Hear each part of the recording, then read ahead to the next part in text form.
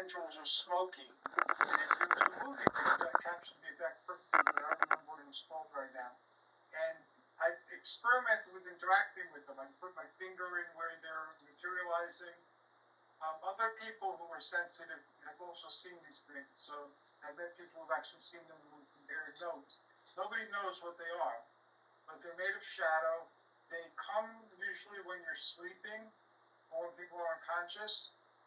And if you become aware of them, they'll tell you, don't worry, go back to bed.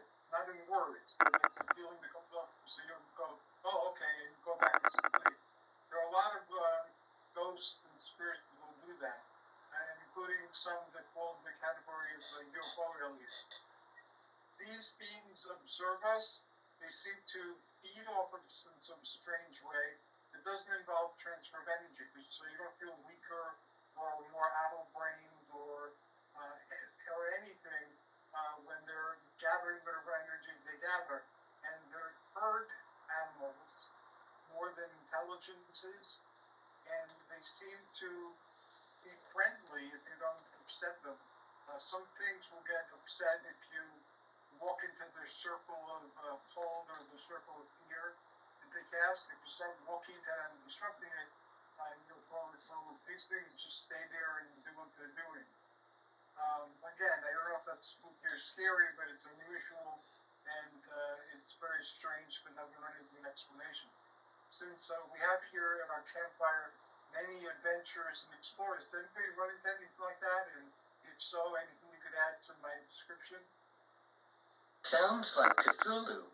Yes, it does. Very Lovecraftian.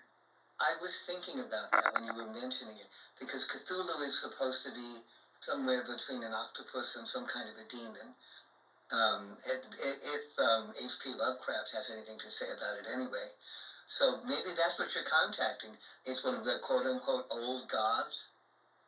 Yeah, let one of the great old ones through to hang out, because everything will change.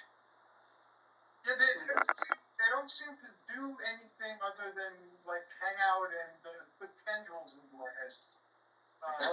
Again, there's no loss of energy, there's no loss of memory, there's no loss of anything, and they're very reassuring. If you're aware of them and you start getting disturbed, they'll tell you to just go back to bed or go back to sleep, and okay, you don't tend to question it. Aliens and other spiritual intelligences do that as well.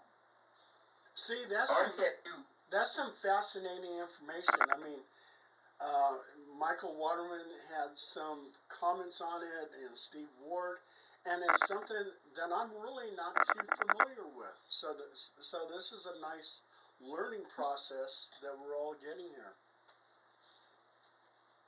Have you noticed them other places besides, like when you were sleeping or going to sleep? That's when I meditate like 2 or 3 times a day. So one of the times I meditate is when I'm going to bed.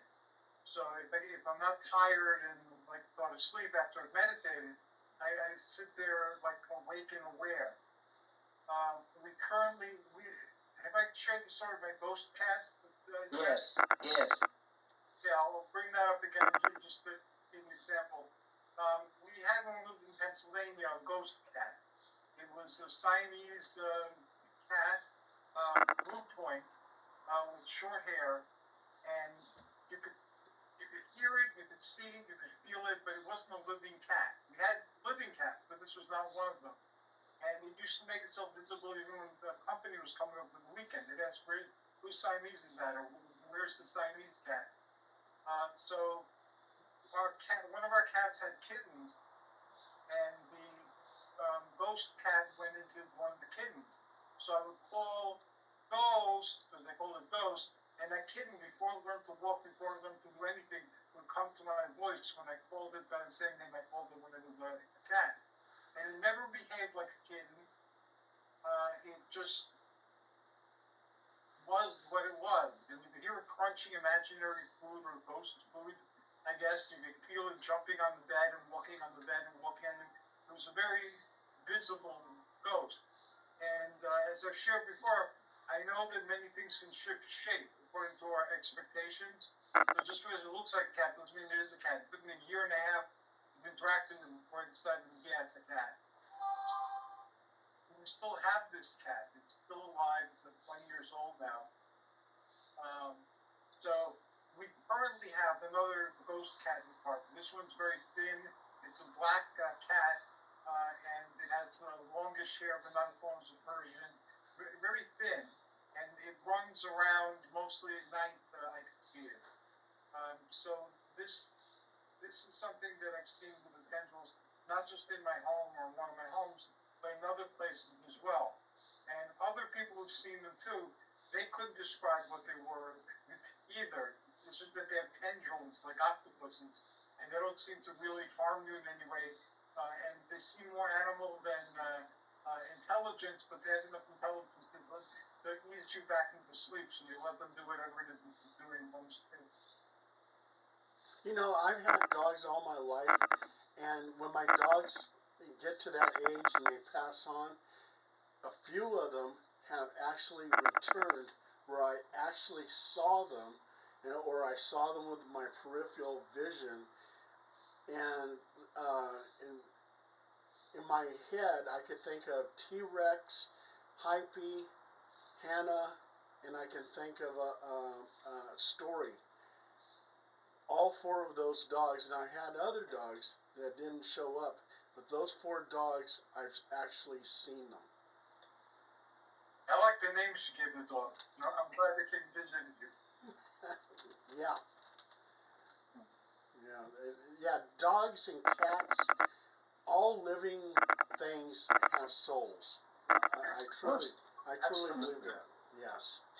And sometimes inanimate objects do too. Oh yeah. Sometimes you never know when something interesting might just show up. Greetings, fright fans. They have microboars and tulips.